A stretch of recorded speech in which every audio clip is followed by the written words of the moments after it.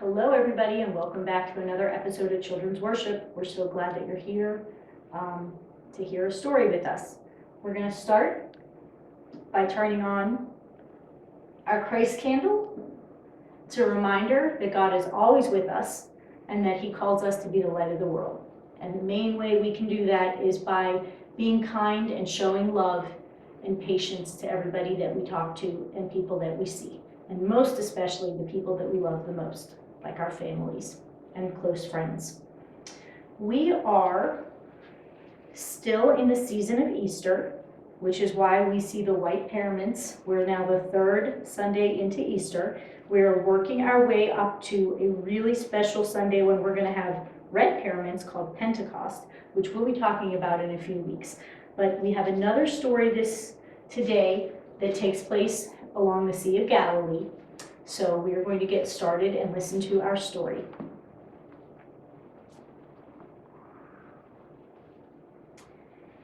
This is the Sea of Galilee.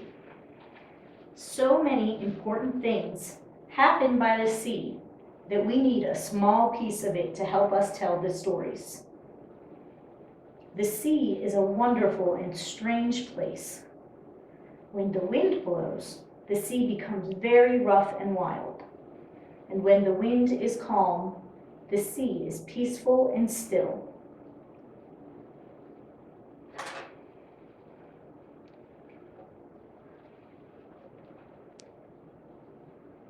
After God raised Jesus from the dead, Jesus' disciples returned to Galilee, where Jesus told them to meet him. One evening, 7 of them decided to go fishing.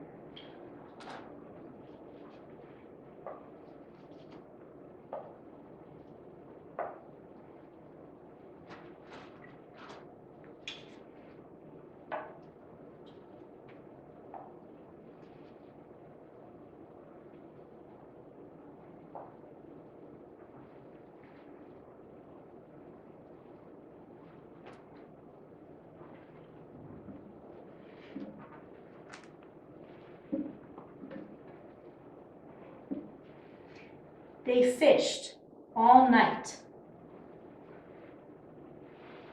but they caught nothing.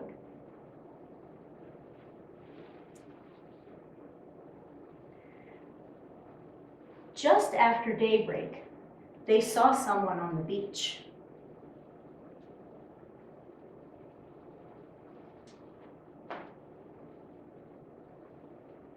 But they couldn't tell who it was. He called to them, "Have you caught any fish?" "No," they answered. "Cast the net to the right side of the boat, and you will find some." So they did.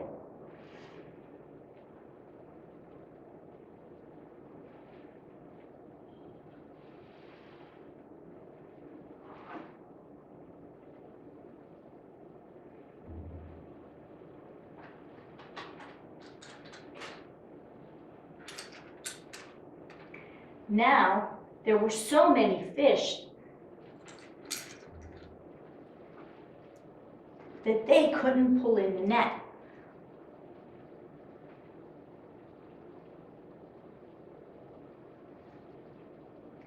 Someone said, "It's Jesus." Peter jumped into the water and ran to him.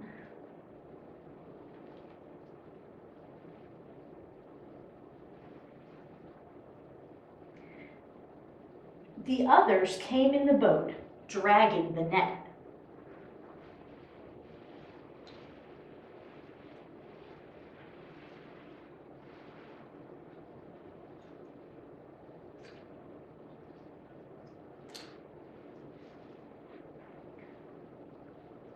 When they came ashore, they saw a charcoal fire with fish and bread on it. "Come and eat," Jesus said.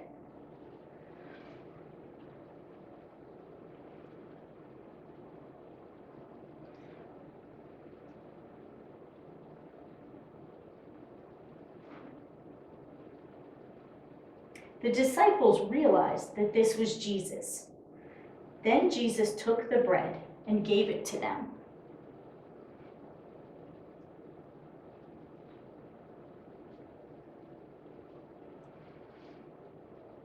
And also the fish.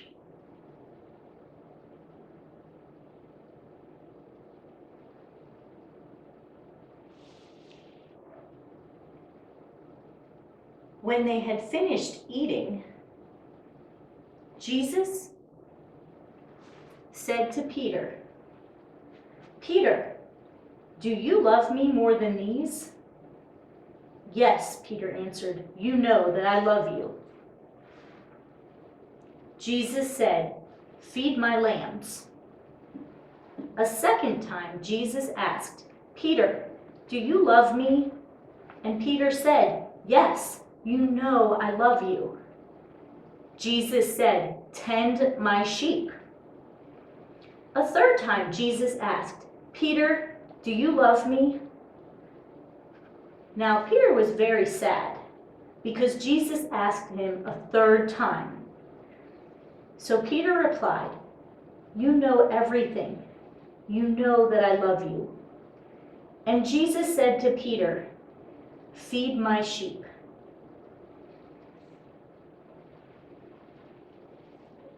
And then Jesus said, "Peter, follow me."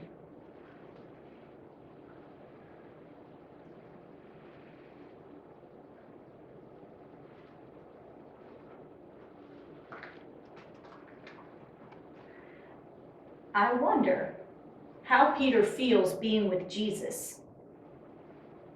I wonder how Peter feels when Jesus asks, "Do you love me more than these?" I wonder how Peter feels when Jesus said, "Feed my sheep." I wonder where Jesus is leading him. I wonder what kind of shepherd Peter will be. So this story is about a time again where Jesus appears to his disciples after they've gone. And I know that Jesus was a really thoughtful man, and I don't think that he repeated things to be silly or I know he repeated these questions to Peter for a reason. I really believe that. So when Jesus kept asking Peter, "Do you love me? Do you love me?" and he kept answering it slightly different. He said, "Feed my lamb, tend my sheep, feed my sheep." I don't think that Jesus was talking about actual animals. I don't think Jesus had a barn somewhere that had animals in it and he wanted Peter to make sure that he stopped by and took care. When he was using the word sheep and lamb, Jesus was talking about his people, the people of God, and how when Jesus was gone, he was expecting the disciples and Peter to take care of the people, to teach and to, again, be the light of God to other people. And so I think maybe the reason that Jesus said it more than once was so that Peter really listened, right? People tend to only repeat things either if you haven't heard it or if it's really so important that they want you to really understand it and really listen and hear it. Not just hear it, but hear it with emphasis. And so I think maybe some of the reasons that Peter needed it repeated was so that he would really listen. And I think some of it was so that it would cause him to ask himself, why did Jesus tell me that 3 times? Is he getting forgetful? That must have been important. If he said it and asked it 3 times, why? I think he really wanted Peter to think about it and to reflect on it. And so we know that after Jesus was gone, the disciples did a wonderful job sharing his stories and spreading the word of Jesus and the love of God through all the different countries, and they traveled and they healed people and they still preached and ministered. So we know that he did a wonderful job. And so I really believe that Peter did hear what Jesus was trying to tell him. So the stories or the activities that we have for this week, I'm sending you again the children's worship bulletins. Some of you guys may actually be listening to Pastor Brian and what I'll call the grown-up service or the regular worship service. And so these are normally available to you guys each week. I'm going to make them available again each and every week just so that you have them in case that's something that you can kind of follow along with while your family is watching. We have this really cool mobile this week. So this is the disciples in a little fishing boat reeling in a huge catch of fish. So this is a craft. It looks like this, and then you're going to go ahead and cut it out and then color it. And then I used some yarn that I had at home to attach the fish, and there are instructions on how to do this. You basically just need yarn and a little bit of glue and some scissors to cut. But if you don't have yarn, you can use string. You could probably even use dental floss if you really didn't have anything else to use and you needed it. So I think you can still find everything that you need to make that craft. So that was kind of fun. And then this week, we've been getting a lot of rain. And so it's been a little bit gloomier of a week. So I have these coloring sheets. These are actually placemats. So they're sort of big enough for you to put on the table underneath your food if you want. But they're just some Bible verse coloring pages that are positive. So this one says, trust in the Lord. I have one that says, God has called you to peace. And then this one might be my favorite. With God, all things are possible. So if you need some encouragement or some positivity, these might be really good sheets to color, and you can even maybe print multiple ones out and leave one for a neighbor or mail one to a family member, something to spread a little bit of kindness into the world. So thank you again for tuning in, and I hope you have a great week, and we will see you next time. Bye.